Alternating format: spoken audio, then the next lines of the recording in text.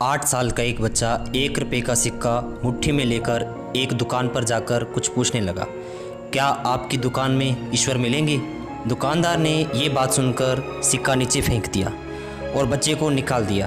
बच्चा पास की दूसरी दुकान में जाकर 1 रुपये का सिक्का लेकर चुपचाप खड़ा रहा। दूसरे दुकानदार ने पूछा, ए लड़के, 1 रुपये में तुम क्या चाहते हो?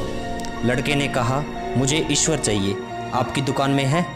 दूसरे दुकानदार ने भी भगा दिया, लेकिन उस अबोध बालक ने हार नहीं मानी। एक दुकान से दूसरी दुकान, दूसरी से तीसरी, ऐसा करते करते कुल 40 दुकानों के चक्कर काटने के बाद वह एक बूढ़े दुकानदार के पास पहुंचा। उस बूढ़े दुकानदार ने पूछा, तुम ईश्वर को क्यों खरीदना चाहते हो? क्या करोगे ईश्वर को लेकर? पहली बार एक दुकानदार के मुंह से ये प्रश्न सुनकर बच्चे के चेहरे पर आशा की किरण लहराई। बच्चे ने बड़े उत्साह से उत्तर दिया, इस दुनिया में माँ के अलावा मेरा और कोई नहीं है। मेरी माँ दिन भर काम करके मेरे लिए खाना लाती है। मेरी माँ अब अस्पताल में है। अगर मेरी माँ मर गई तो मुझे कौन खिलाएगा? डॉक्टर ने कहा है अब सिर्फ ईश्वर ही तुम्हारी माँ की जान बचा सकते हैं। क्या आपकी दुकान में ईश्वर मिलेंगे? दुकानदार ने कहा, हाँ मिलेंगे। कितने पैसे हैं तुम्हारे पास? बच्चे ने कहा, सिर्फ 1 रुपया। दुकानदार ने कहा, कोई दिक्कत नहीं है, 1 रुपये में मिल सकते हैं। दुकानदार ने बच्चे के हाथ से 1 रुपया लेकर उसने पाया कि 1 रुपये में 1 गिलास पानी के अलावा देने के लिए और कुछ भी नहीं है। इसलिए उस बच्चे को फिर 1 गिलास पानी भर कर दिया और कहा, ये पानी पिलाने से तुम्हारी माँ ठीक हो जाएगी। अगले दिन कुछ मेडिकल स्पेशलिस्ट आते हैं। फिर 8 साल के बच्चे की माँ का ऑपरेशन हुआ और वह महिला जल्द ही स्वस्थ हो उठी।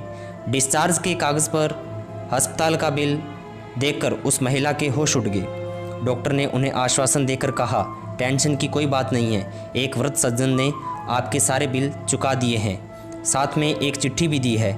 महिला चिट्ठी खोलकर पढ़ने लगी। उसमें लिखा था, मुझे धन्यवाद देने की आवश्यकता नहीं है, आपको तो बस ईश्वर ने ही बचाया है। मैं तो सिर्फ एक जरिया हूँ। यदि आप धन्यवाद देना ही चाहती हैं तो अपने अबोध बच्चे को दीजिए, जो सिर्फ 1 रुपया लेकर ना समझो की तरह ईश्वर को ढूंढने निकल पड़े। उसके मन में यह दृढ़ संकल्प विश्वास था कि एकमात्र ईश्वर ही आपको बचा सकते हैं। विश्वास इसी को ही कहते हैं। ईश्वर को ढूंढने के लिए करोड़ों रुपए दान देने की ज़रूरत नहीं है। यदि मन में अटूट विश्वास हो तो 1 रुपये में भी मिल सकते हैं।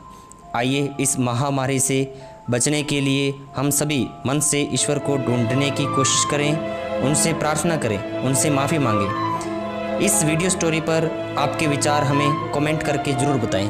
अगर ये स्टोरी आपको अच्छी लगी है तो लाइक करें, कमेंट करें और शेयर करें, और हमारे इस चैनल को सब्सक्राइब करें, ऑल नोटिफिकेशन ऑन करें, बेल आइकॉन दबाकर। धन्यवाद, मिलते हैं नेक्स्ट वीडियो में।